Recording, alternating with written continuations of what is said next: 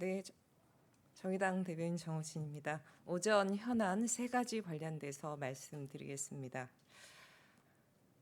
KT 채용 비리를 수사 중인 서울 남부지검이 지난 21일 자녀 특혜 채용 핵심 의혹 당사자인 자유한국당 김성택 의원을 비공개 소환 조사, 즉 몰래 소환 조사를 했다고 합니다.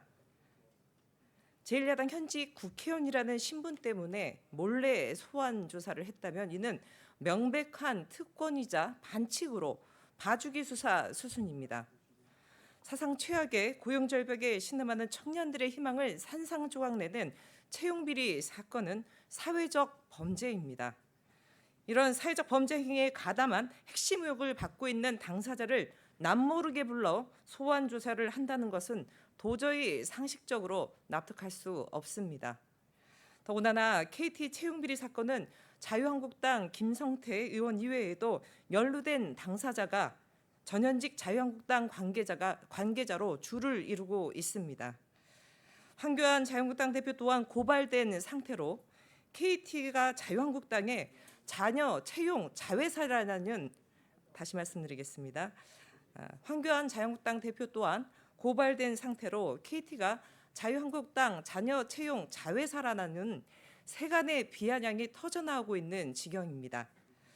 명백한 권력형 채용비리 사건을 두고 비공개 소환 조사를 한 검찰의 태도는 외압과 봐주기 수사라는 것 이외에 달리 해석할 여지가 없습니다. 강원랜드에 이어 KT 수사마저 외압이라는 자유한국당의 검은 손길이 뻗친 것입니까?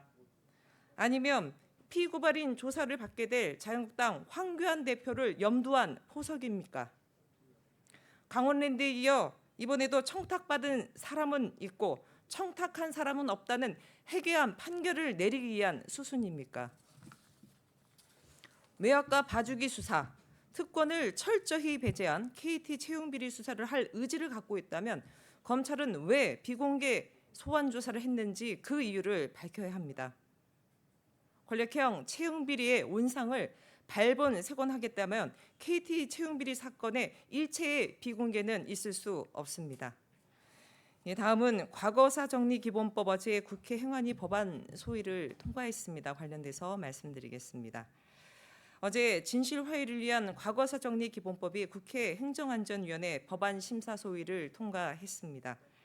부당한 공권력의 행사가 저지른 과거 잘못을 가려내고 희생자 유가족이 상처를 취하는 일에 이제 겨우 국회가 반걸음을 뗀 것입니다.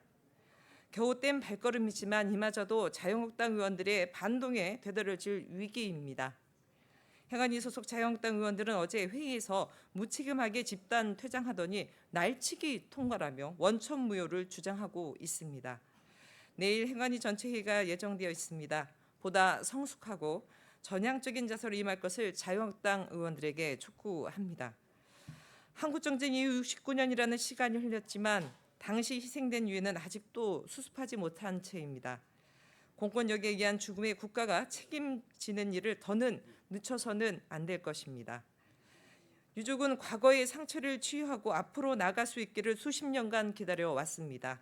긴 기다림을 고작 정쟁거리로 삼고 또 한 번 희생시켜서는 결코 안 될 것입니다. 희생 영령과 유가족의 눈물을 닦아주는데 초당적인 협력을 다시 한번 촉구드립니다. 다음은 장애인 등급제 폐지 관련해서 말씀드리겠습니다. 장애인 등급제가 31년 만에 다음 달부터 단계적으로 폐지가 됩니다. 대신 보건복지부는 맞춤형 지원과 전달체계 강화 방안을 담은 수요자 중심 장애인 지원책을 시행한다고 밝혔습니다. 그동안 장애인의 삶은 1등급부터 6등급까지 구분되어 필요한 지원을 제대로 받지 못했습니다. 또한 인권 침해가 비일비재했습니다. 늦었지만 정부가 장애인 등급제를 폐지하고 이제라도 장애인 당사자의 목소리를 듣겠다는 것은 너무나 다행스럽습니다. 장애인 등급제 폐지의 핵심은 장애인 정책을 당사자 수요 중심으로 변화시킨다는 데 있습니다. 당연하지만 절박한 삶의 요구입니다. 장애인 또한 대한민국 국민으로서 국가의 보호를 받을 권리를 당연하게 누릴 수 있어야 합니다.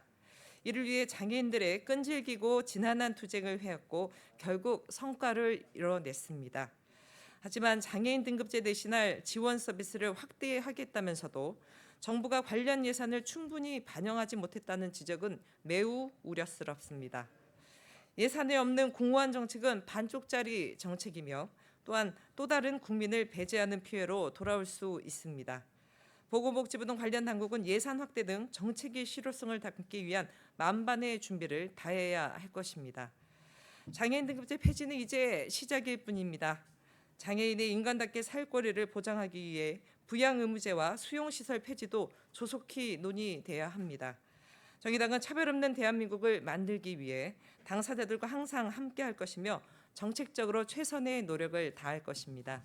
예, 이상 오전 브리핑 마치겠습니다. 좋은 오후 되십시오.